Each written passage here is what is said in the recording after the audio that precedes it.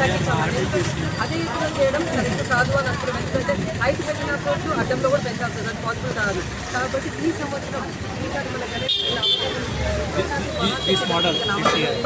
ఎందుకంటే మనం ఈసారి చూసాం అప్పటి నుంచి ఇంకా ఇప్పుడు మళ్ళీ ప్రతిష్టాపించుకుంటాము.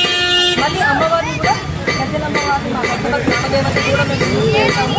సో అమ్మవారు కూడా ఈసారి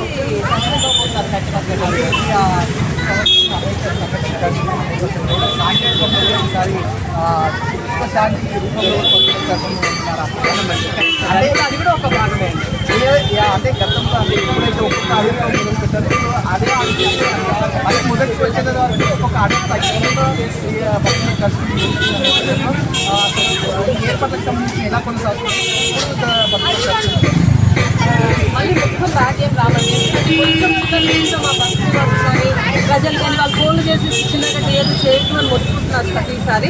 సో ఒక 2-3 ఇయర్స్ అడుగులు తగ్గుతుంది కానీ మొత్తం మాత్రం బ్యాక్ రాము.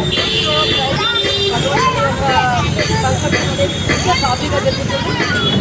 ఇంకొక 2-3 డేస్లో మనకి కలర్ స్టార్ట్. కాకపోతే ఏంటంటే మట్టి గణపతి కాబట్టి ఆదట్లేదండి. మనకి వర్షాలు పడుతున్నాయి.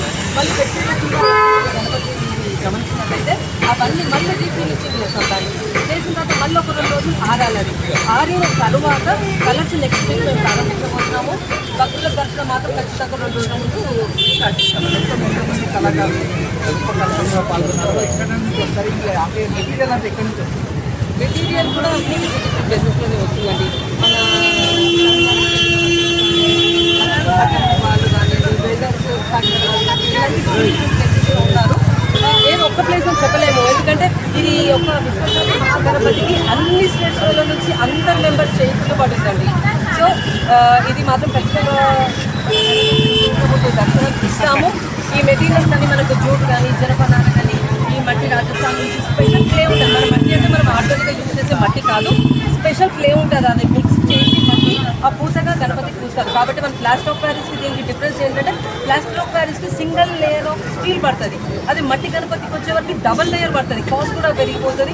ఎందుకంటే మనం మట్టి గణపతి ఇక్కడ మనం నిమజ్జనం చేయము, ప్రొసెషన్ ద్వారా తీసుకెళ్తాం. కాబట్టి కొంచెం స్ట్రాంగ్గా ఉండాలని ఈ యొక్క స్టీల్ కూడా ఎక్కువ వాడటం జరిగిందండి. గతంలో ఈ ఖైరతాబాద్ మహాగణపతిని ఇంతమంది భక్తులు దర్శించుకునే అవకాశం ఉంది.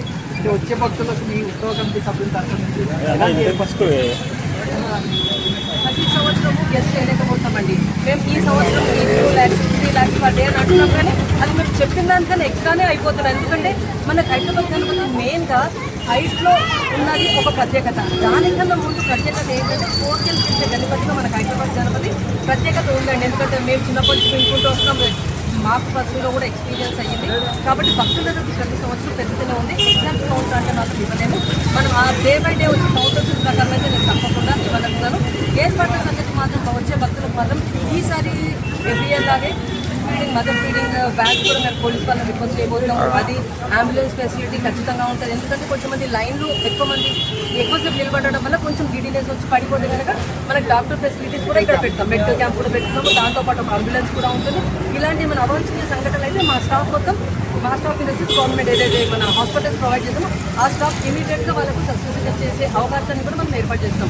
ఇంకొకసారి రిక్వెస్ట్ ఏమొచ్చింది సార్ మాకు అంటే ప్రెగ్నెంట్ లేడీస్ని మున్సిపాలిటీని కూడా పంపించచ్చు అన్నాం. మేము ఎప్పుడు మీరు పెద్దవాళ్ళకి ఆన్లైన్ ఫెసిలిటీ పెట్టాం, మీరు చూసి దర్శించుకోండి అన్నాము. కానీ రిక్వెస్ట్లు ఎక్కువ ఉన్నాయి.